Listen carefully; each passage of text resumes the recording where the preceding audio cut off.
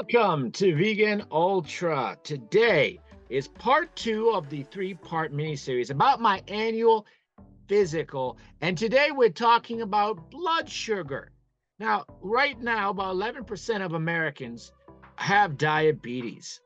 And of course, this is expected to increase, with 33% of Americans currently pre-diabetic.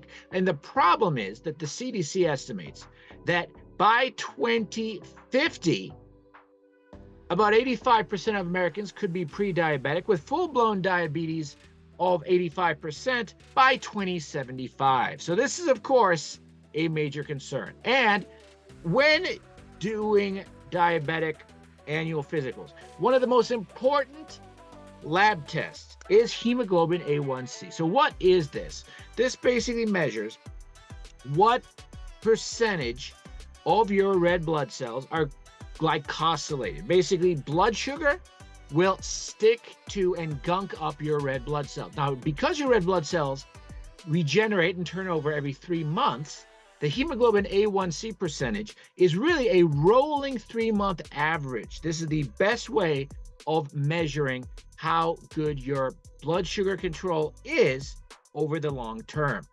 4% to 5.5% is considered normal and healthy. Between 5.6 and 5.9% is pre-diabetic, and above 6% is diabetic. Though doctors tend to try to keep it within 7 to 8%. That's what they call controlled. Well, my peak A1C was 8.2%.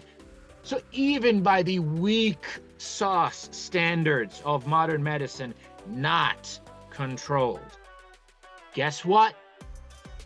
4.9% the first time. Remember, after I went junk food vegan for 6 months or for 6 weeks, and my cholesterol went from over 300 to 93, and my doctor was absolutely blown away? Well, it was 4.9%. Excellent on zero metformin. And guess what? It just came in, and now 4.6%. Oh, and guess what? I'm averaging for the last few weeks 3 pounds of fruit every single day.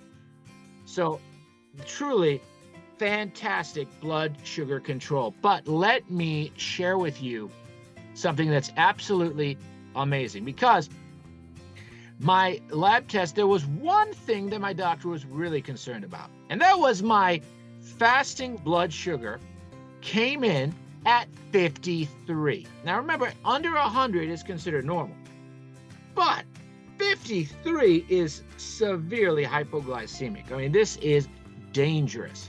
So my doctor asked me, of course, how I was feeling, and I was feeling fantastic. Had I eaten anything? Yes, in fact, I had eaten 3 pounds of fruit and 2 pounds of soup. So I had plenty of food, plenty of carbs, plenty of sugar. So we did a blood finger stick there just to make sure that I was okay. This was probably simply a lab error. So it came in. Before I tell you what it came in on, let me point out this. So during my hospital visit, I visited the cafeteria trying to see, what kind of vegan options they had. Just, maybe try something out, do a review for one of these videos. And it was a slim pickings. They had a few cereal bars and such, but this appeared to be the tastiest option. This high fiber protein cookie, Lenny and Larry's, completely vegan. You can see here. Now the problem, of course, with this is still processed. If we go ahead here, look up, we can see 24 grams of sugar, 19 grams of added sugar, with a total of 55 grams of carbs. So 10 grams of fiber, that's pretty good, and plenty of protein, and not that much sodium. So this is, relatively speaking, a good option if you are strapped at something like traveling at a hospital or an airport.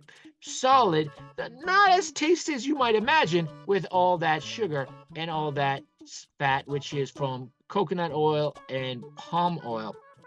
But the point is 55 grams. And remember, I was sampling not one, but 2 of these. So we're looking at about 50 grams of added sugar and about 110 grams of total carbs. And that was, I ate this 1 hour before the finger stick. So what was my blood sugar?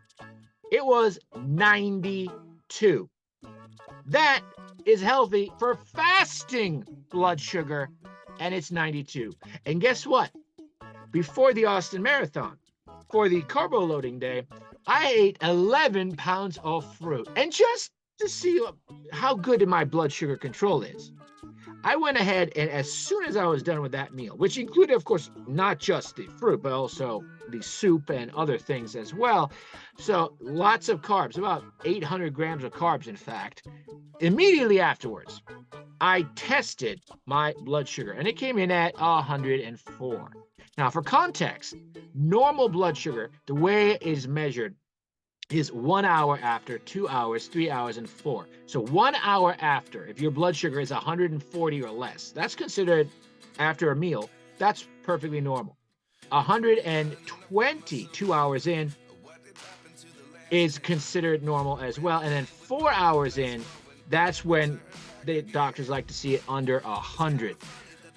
Immediately after eating 11 pounds of fruit, my blood sugar was 104. 1 hour after, it was 92.